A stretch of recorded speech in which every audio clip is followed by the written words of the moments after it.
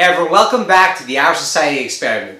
In today's video, we're going to be giving you a quick and easy plan for how to run your own rapid response rally. Specifically, we're going to discuss what to do the day of after you get that email or text that the rally is fired.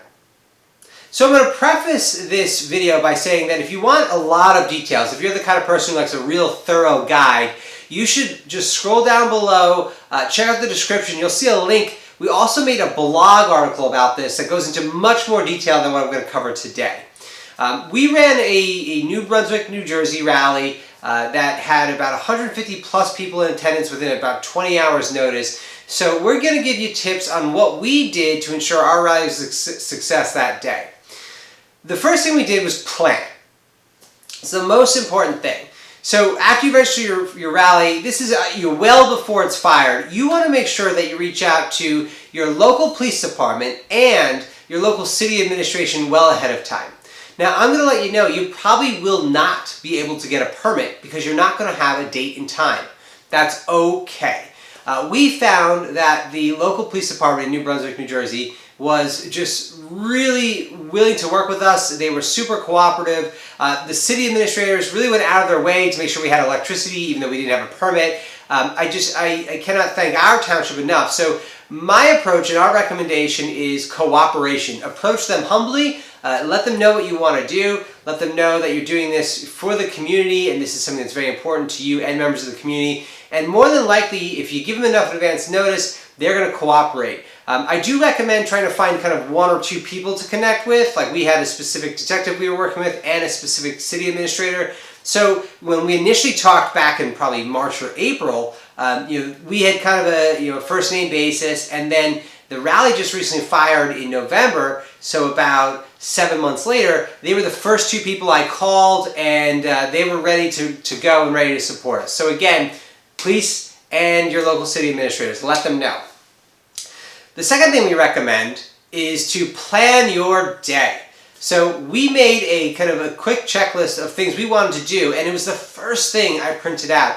Once we received notice that the No One is Above the Law rapid response rally fired, I printed this out, and it was just kind of like my go-to throughout the day. What I loved about having this actionable checklist is that it just took all the anxiety away. I didn't have to think about the event, so to speak. I just had to think about being present and doing the things I needed to get done. And I will tell you that for what could probably be a pretty anxiety-driving event, it wasn't. It really was a very smooth day from start to finish. And so the things we talked about in our plan is we right away we contacted the administrator in the police department. Second thing we did was we reached out to our speakers. So we wanted to have speakers. That's up to you if you decide to have speakers. What I do recommend is that if you want speakers, contact them early. Let them know well ahead of the rally that you're keeping them on the radar and see if they're interested. You'll get a lot of people who are interested, but come time of the rally, you may have, we had 20 hours notice. So of the 8 speakers we reached out to, we had 3 who were able to attend, which was awesome. I mean, it was perfect, really. We wouldn't have wanted too many more. And that was because we kind of let them know ahead of time. So that was the second thing I did, was reach out to them.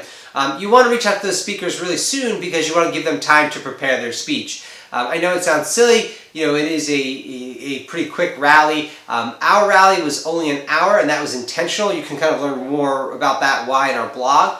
But we kept our speakers to like 5 to 7 minutes tops. We wanted them to stay on point. So we set the guidelines and then let them go, and our speakers really delivered. So that was really excellent. So again, step number 2, contact your speakers.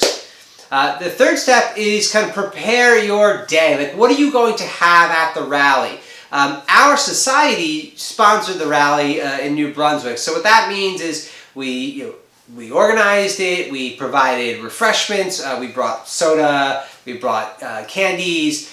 We had a number of volunteers who were at the event from the community bringing water and other food, which was really helpful. We procured a table, a nice folding table. We set up information. We brought voter registration forms. We brought we didn't bring, this is a true story, I forgot to bring, but we should have brought the printed out chants. We did print out things with like the hashtags for the event so people could tag their photos. because we really wanted to show solidarity with the rest of the country that, hey, you're not alone in this, in rejecting this dramatic breach of protocol, so to speak. So we wanted to make sure that people knew and people were engaging not only at the local level but on the national level, because that's really what these rapid response rallies are, is a national show of solidarity in our collective vision of a better future. So we hung those signs up.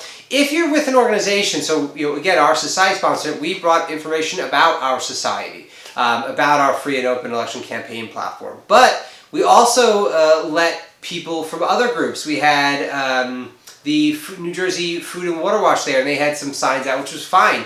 At the end of the day, our activism efforts need to deepen cooperation. So we really recommend kind of reaching out to other groups, activist groups in your community that might be interested in kind of being at the rally with you and putting some information out. And it was really well received. People made sure that they took a bunch of stuff. We had stickers, so it was really nice. So have a table with some swag on it, with some information, voter registration forms. Have a sign-in sheet. Okay, that's really important. You want to have a way that people have to let people know they were there, to kind of tally who was there. So we had a sign-in sheet with emails.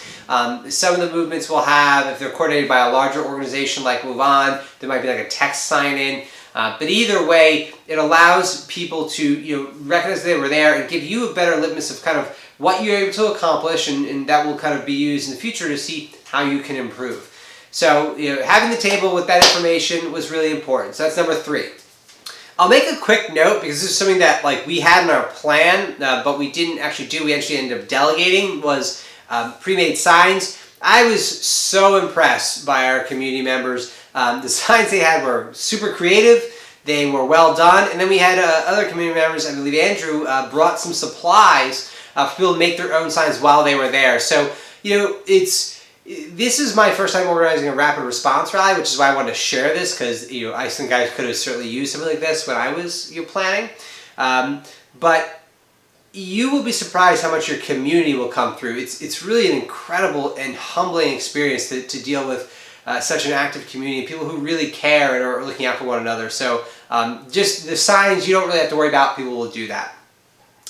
The next thing you want to do, so number 4 after your table, is you want to contact the press, right? You want to make sure that you have press there. So if you haven't already, or if you're planning a rapid response rally, take the time well ahead of time. So you've just registered your event, get a list of the relevant press people. So typically we don't like to send out blasts to just anyone. We send out to people who write about political things or community activities or anything that they want to be interested in this kind of rapid response rally. So we emailed targeted people, but because we had a list pre-done, the day of, it was really simple. I imagine that would have been a much more stressful process if I had waited till the last day. So again, step number 4 is get your press contacts ready, and then on the day of, email them directly, right? So it's kind of 2 steps. One thing I didn't mention that really it was on the bottom of my list when I was going through the day, and it was really, we were saved by the bell by one of our community members,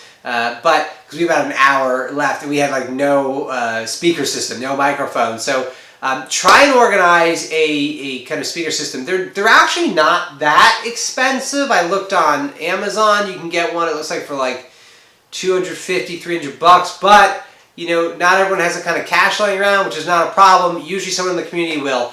We ended up borrowing ours from the Highland Park, New Jersey Reformed Church, which was, incredibly in their debt. They were super generous about that. So we thank them. So it's just about reaching out. I think what you'll find is, if you're not afraid to ask people for help with these kind of things, you'll find that many people are willing to help. And that was a cool lesson I learned. So, that would be, point X is just ask for help on everything. Anything you need help with, ask for it. Because, as an organizer, you're going to be one person. So you're going to be limited to the 20 hours. I mean, really, I slept about 6 or 7. So 13 or 14 hours I had to really kind of organize and plan the rally. So that was a thing there. Is, ask for help, get your PA system in line. And then obviously we mentioned you have the media there. The day of the rally when we signed up, we designated chant leader. So we just picked random people in the audience. My question was literally who wants to be a cheerleader, who can like energize this crowd, and we have people volunteering left and right. So don't feel like you have to do everything, right? This is not, as an organizer, this is not your show. This is about the community. This is about solidarity with one another. This is about a collective vision for a better future. And the more people who are participating in any way, shape, or form, the better. So make sure that you're willing to delegate to people both before the event, in the planning event, and during the event to kind of help you out. That's really critical. So make sure you're doing that as well. So that about wraps up the planning phase. A real quick aside, what the day of, just so you're aware, like the day that it happens, I really spent the entire day in front of the laptop, just emailing people, calling people, texting people, just trying to get everything aligned, trying to get the space set up, get electricity. The day of, the first thing I did was I went to the municipality building in person. So I spoke to our city administrator in person. That was really important. Just to let her know, like, hey, this is happening. I'll be back here in 8 hours with a couple hundred people, and they were again super cooperative. So that was all I did the day of. But most importantly, I'll kind of wrap up with this. On a personal note, I'd strongly recommend that if you have a routine, you stay in your routine. So for me, it was Thursday morning. I did my typical routine. I took my dog out for a run. I took my wife to work. I meditated. I read. I had coffee. And then it was like 8:30, and all right, it's time for me to kind of get to work. And that kind of put me in a place where I was very calm. I wasn't really anxious because you know what? At the end of the day, the rally was happening, right? And I was going to be there, and whether it was just me or it was me and 1,000 other people, it was going to be an incredible rally. So keep that in mind. This is a fun experience. It's a learning experience. Don't expect to be perfect. Rapid response rallies aren't these crazy planned protests. The fact that you can get anyone mobilized within 20 hours is super impressive. So have fun, be present, be there, and be ready to rock. Thanks so much for tuning into this Making the Movement video. If you guys are interested, you like what you heard today, and you want to learn more about kind of community organizing or strategy in the political future, please subscribe below.